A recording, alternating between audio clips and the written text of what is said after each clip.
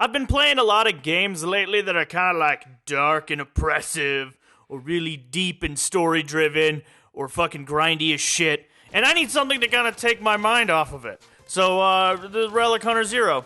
It's a game about shooting ducks. Relic Hunter Zero is a twin-stick style shooter, roguelike thing, where you run around shooting ducks with various types of gun. It's actually pretty enjoyable. It's short and it's 100% free. There's no microtransactions or anything like that. It's described as a labor of love from the two-man studio Rogue Snail. At its core, the game possesses 12 levels and an endless mode with its own style of economy and upgrades. And you kind of run around and you shoot things. You use your mouse to aim, and you can hold right mouse to aim a little bit more precisely. You can left mouse to fire bullets. That's it. You can also dodge around, move quickly, sprint. It's a very mobile game, I find, as most of the cover gets blown away. The main story adventure mode only consists of 12 levels and a final boss level.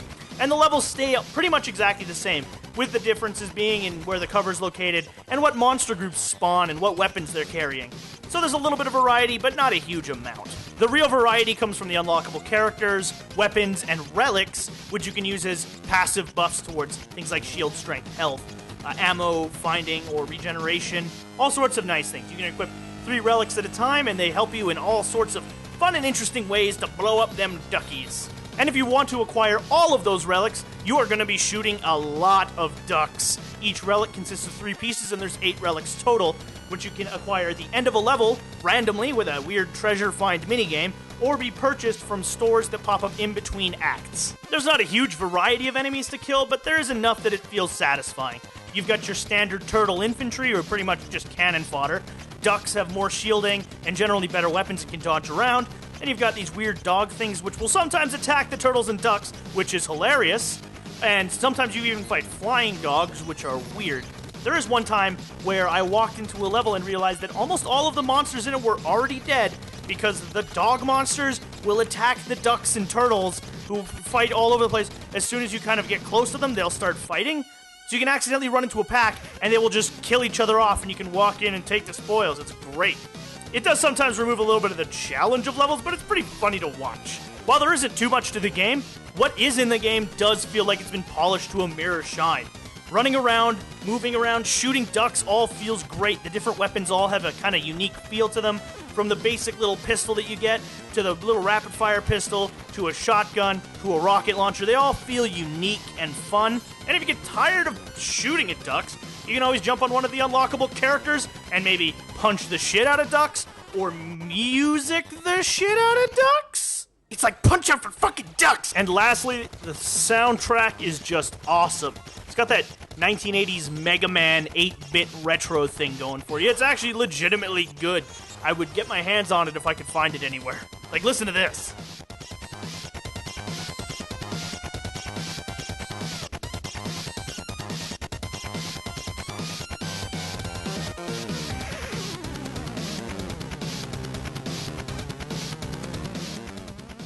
I've only got 2 real reservations about the game, and one of them isn't even really a reservation or anything bad about it.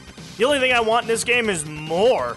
The game is great. It feels really polished and awesome. And fortunately, I'm gonna get it because it looks like the source code has been put online and they're encouraging extreme modding, which is super cool. That means new enemies, new guns, all sorts of new stuff can come later on.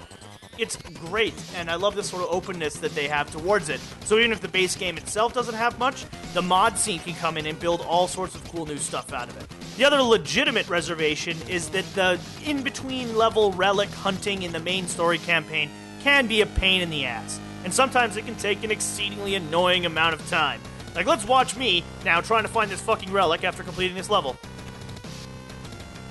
Yeah, keep looking, buddy. Oh, I'm sure you'll find it. You know, it's somewhere. Don't give him a hint or anything, unless he's, like, right next to it. Come on, you can do it. I believe in you.